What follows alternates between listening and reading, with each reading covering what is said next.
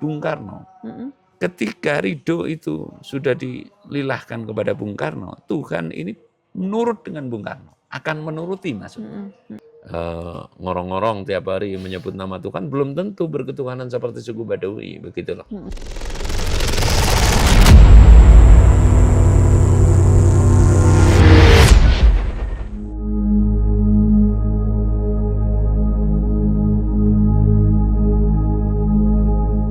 Gitu. Jadi niat dan keyakinan itu harus berseiringan. Manakala tidak ya celakalah, bingung lilung gemblung itu tadi. Nah, apakah dengan melakukannya suatu tirakat itu harus berbarengan dengan kita berpuasa itu? Ya itu kan kalau saya mengatakannya, itu kan ada istilah tirakatan atau kalau istilah KR ya tuh ada puasa, terus ada alwat. Alwat itu tapa. Nah kalau kita riado atau tirakatan kalau istilah Jawa ya mengurangi nggak makan nasi umpamanya, nggak makan ikan umpamanya yang berroh dan bernyawa begitu. Ya. Lalu yang terakhir adalah tapa brata. Tapa brata. Tapa brata itu ya sudah nggak mau bicara, hanya mau berbicara dengan Sang Maha Gaib itu, Mbak. Berarti berdiam diri yang benar-benar komunikasi Iya, dengan kalau Jawa suci. itu saja masih diparki. Ada ngebleng, ada pati geni, begitu. Betul. Ada tahapannya begitu. Jadi ada urutannya sehingga ketika hanya saya mau berguru nggak semudah itu saya menerima namanya gitu. Saya punya santri 2 yang sudah 11 tahun saja saya usir ibaratnya dengan cara saya begitu loh. Karena itu kan risiko. Ya. Risiko akan berat. Namun juga sudah sebagainya sudah yang kamu dapat kamu praktekkan. Bila begini lebih baik tidak, sebab orang yang seperti saya kan sudah nggak takut kehilangan, gitu loh. Ya sudah nggak takut kehilangan, nggak takut kehilangan popularitas, umpamanya murid dan sebagainya sudah nggak ada asumsi yang ke situ, itu sangat tipis lah, sangat tipis bahkan nyaris tidak ada. Gitu. Nah, Ki Dharma pernah ya. Saya lihat ada salah satu kontennya membahas tentang Kolobendu, ya kan? Terus Kolo Asmoro itu ya. Iya. Nah, boleh nggak dijelaskan mengenai itu semua? Itu kan hasil dari bahasa Saloka yang sudah orang mencarwarono ing gaib kalau istilah Jawa. Menangi jaman edan ibu kaya ing pambuti gitu. Melu edan ora tahan, yen tan melu anglakoni tidak bisa melik atau serakah, boyo kagungan melik keliron wekasanipun. Nah itu, jadi sebuah hal yang mesti menangi jaman edan ibu kaya ing pambuti gitu loh. Kalau tembangnya seperti itu. Jadi dikma atau ramalan dari orang yang sudah mencarwarono ing gaib ananing zaman kalir ruwete sarwatino, artinya keruwetan yang serba tumbuh gitu. Keruwetan itu serba tumbuh, mencarwarono ing gaib, ya mencari kegaiban petunjuk sehingga bisa meramalkan.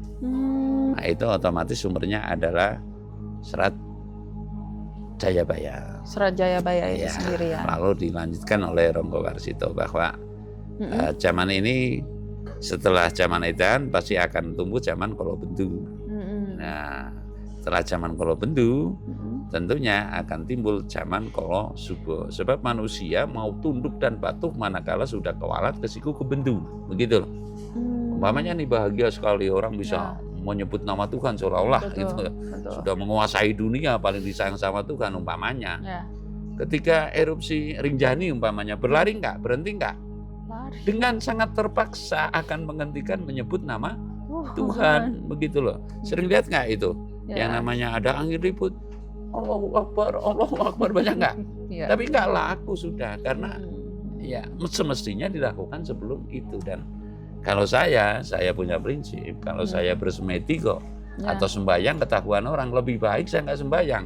Lucu nggak itu? Karena sangat privasi menurut saya.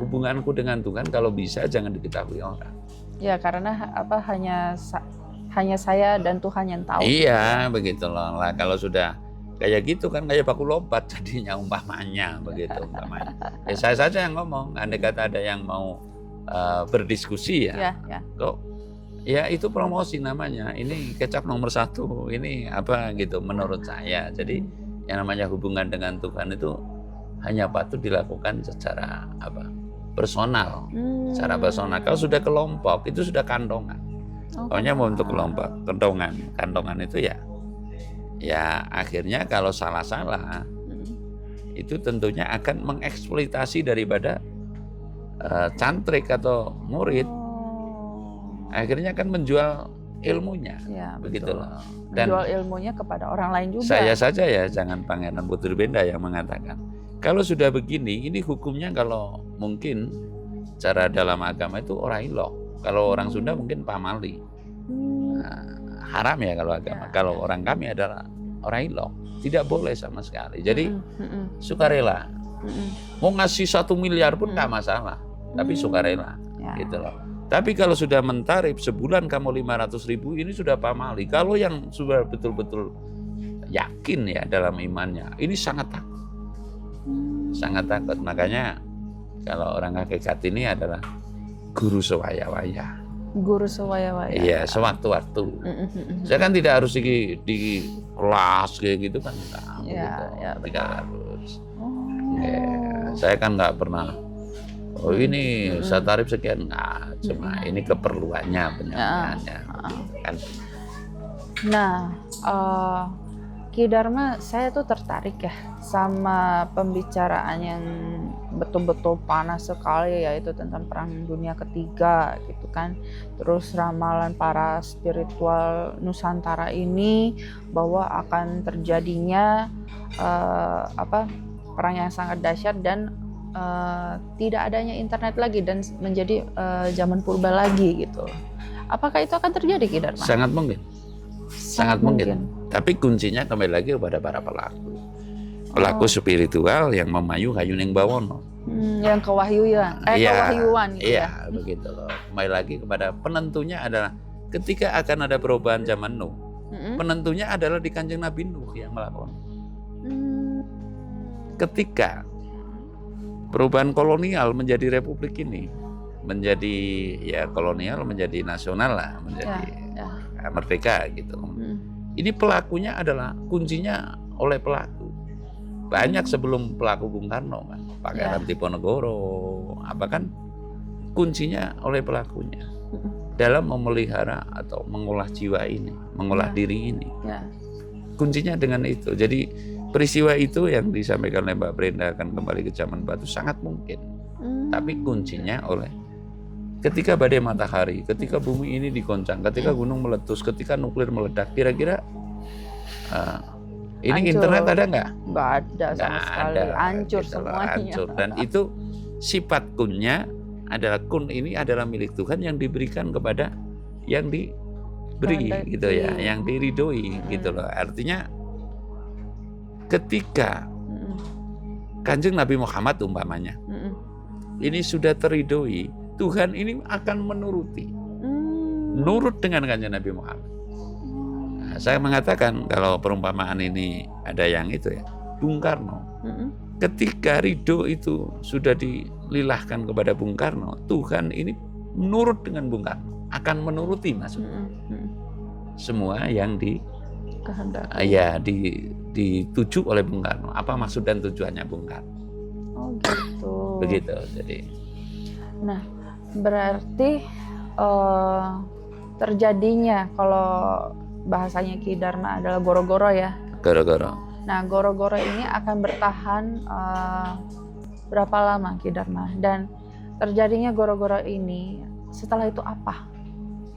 Begini Mbak. Ketika umpamanya Bung Karno akan memerdekakan bangsa, menyusun konsepnya dulu nggak? Nggih. Pancasila kan? Nggih. Ya kan? Dan yang lain-lain otomatis kan menyusun. Otomatis ini turunnya keilhaman yang tersusun untuk menata. Apakah setelah dunia itu hancur tidak perlu ditata?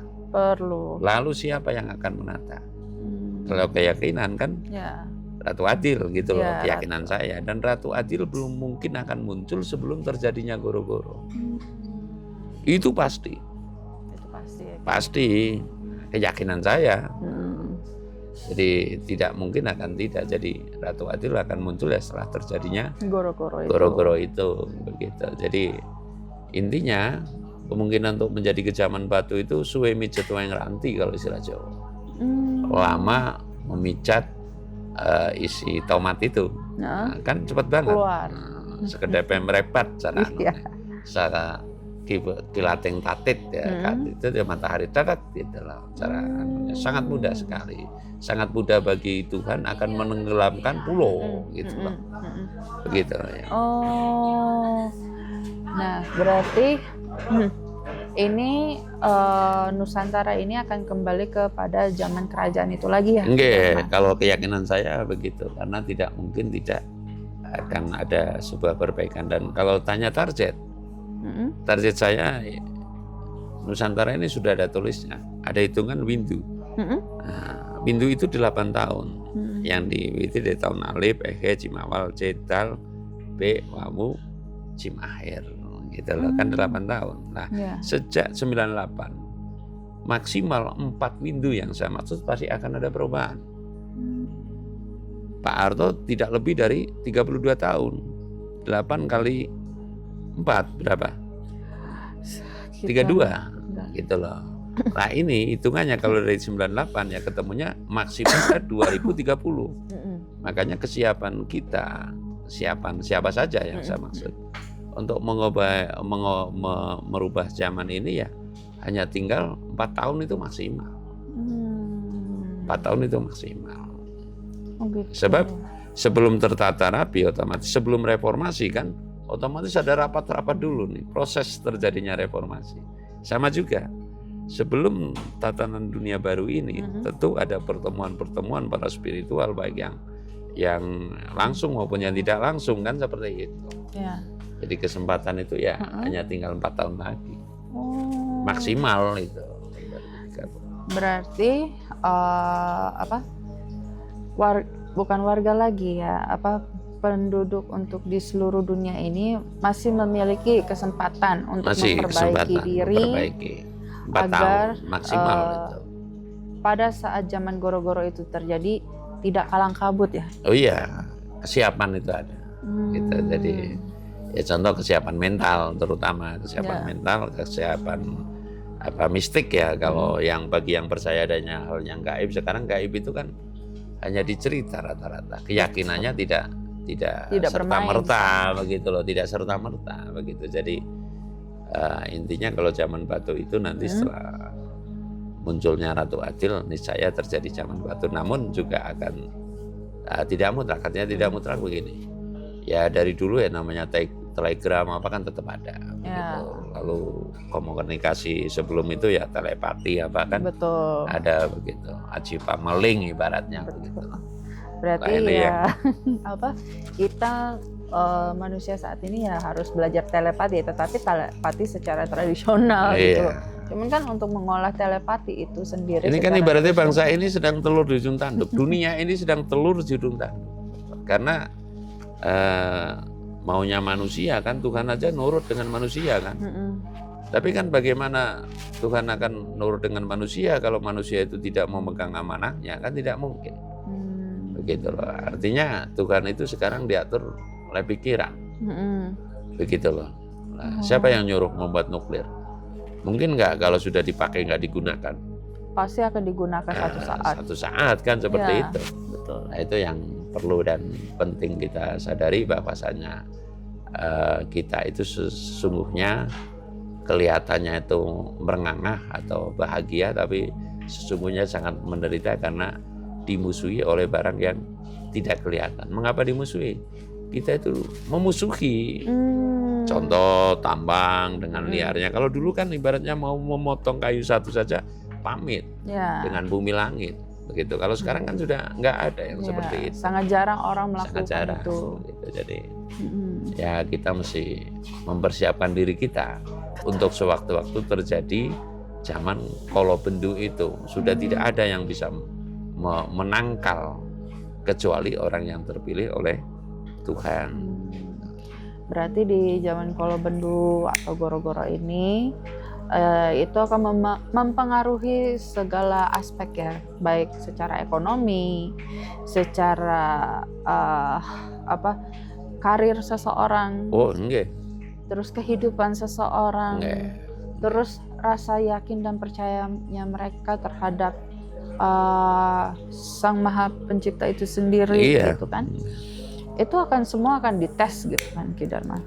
Dan tentunya dan zaman purba itu terjadi, ya kita akan pakai sistem surat menyurat dengan tradisional, atau kita yang spiritual ini berlatih untuk melakukan telepati secara tradisional. Kalau sekarang ini kan melakukan dengan gadget, tapi gadget yang modern gitu. Gadget itu kan hasilnya dari metafisika itu sendiri kan, telepati yang modern sekali gitu. Tetapi kan ini akan terjadi gitu. Jadi sekarang ya intinya manusia dikuasai oleh uang. Betul. Gitu. Manusia dikuasai oleh uang, bukan uang menguasai manusia. Iya. Karena yang saya perhatikan, Ki Dharma, saking seseorang memiliki banyak uang, mereka bisa semena-mena memperlakukan pada orang lain. Karena saya punya uang banyak, saya bisa membeli diri kamu, bla bla bla. Itu kan suatu sifat kesombongan yang angkara murka, tabu, ya. Sebenarnya itu sesuatu yang tabu, yang tidak boleh dilakukan atau pamali gitu loh. Tapi bagi orang sekarang ya mungkin enjoy saja. Karena faktanya sedang demikian. Contoh dulu, pernah nggak putranya Pak Harto yang namanya Tommy kan, akhirnya seperti apa begitu loh. Jadi kalau istilah Jawa ngono ya ngono, ning aja kaya ngono, mundak ora kaya ngono. Artinya ya manusia itu ada istilah trimo sing awake, ora trimo sing ngomonge. Umpamanya saya mau melakukan sesuatu dengan seseorang gitu. Itu saya harus yakin bahwa seorang itu ada kegaibannya. Makanya kan banyak orang yang membunuh orang akhirnya ngaku sendiri karena dihantui oleh hal yang tidak kelihatan, begitu loh. Ya namanya angin kan nggak kelihatan, ya itulah gaib. Tapi kita bisa merasakan. Artinya kegaiban itu ya begitu. Gaib itu sanggup barang yang nyata. Bisa dilihat, tetapi bisa dirasakan, begitu loh. Nyata tidak nyata, tapi itu ada gitu. Ada gitu. Gaib itu sanggup barang kang nyoto nanging datan wujud.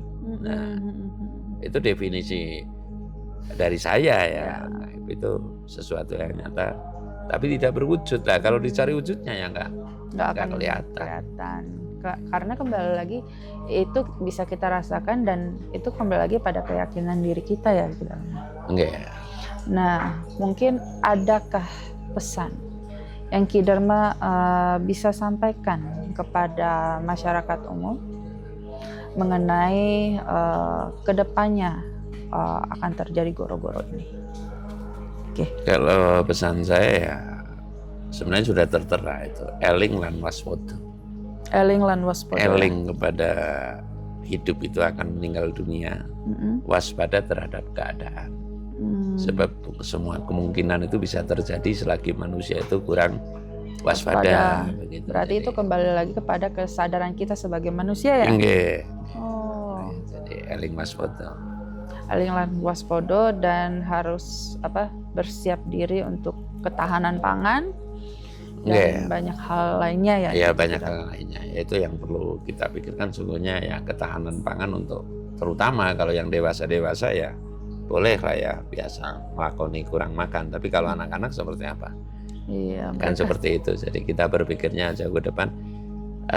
Secara singkat saja saya akan mengatakan bangsa ini perlu berguru dengan suku Baduy yang manakala kekeringan 50 tahun itu masih bisa makan. Ya, Cipta Gelar, suku Baduy gitu. Kalau saya mengatakan itu Pagurun Patang Puluh. Begitu, Pagurun Patang Puluh yang mempertahankan etika dan estetika kehidupan di muka bumi ini. Lalu dia itu bisa mengaplikasikan bahwasanya woseng roso ya, inti rasa hidup itu. Yang namanya kebahagiaan tidak hanya ditentukan oleh uang begitu. Mereka akan tertawa. Bahkan sebuah desa yang seperti suku Baduy kan banyak yang menolak itu PAD apa ya? Apa? Bukan PHD. PAD. ADD, alokasi dana desa. Itu kan menampik karena beliau bukan sosok yang materialistis begitu. Artinya kalau kita membiasakan uang, kehidupan ini tertukar dengan uang. Berbeda dengan di masyarakat sekarang. Ya, artinya pembelajaran ini kita belajar dibawa ke masyarakat. Nah, masyarakat perlu belajar ke sana. Jangan kita itu tertumpu kepada seperti mohon maaf yang bersuara ngorong-ngorong tiap hari menyebut nama Tuhan, belum tentu berketuhanan seperti suku Badawi begitu loh. Nah, karena ya kembali lagi etika dan estetikanya, rasa itu diutamakan. Kalau sila rekan saya ya Kiai Jember itu sentral muara rasa. Sentral muara rasa. Iya, sentral muara rasa itu memang sangat perlu digalakkan begitu.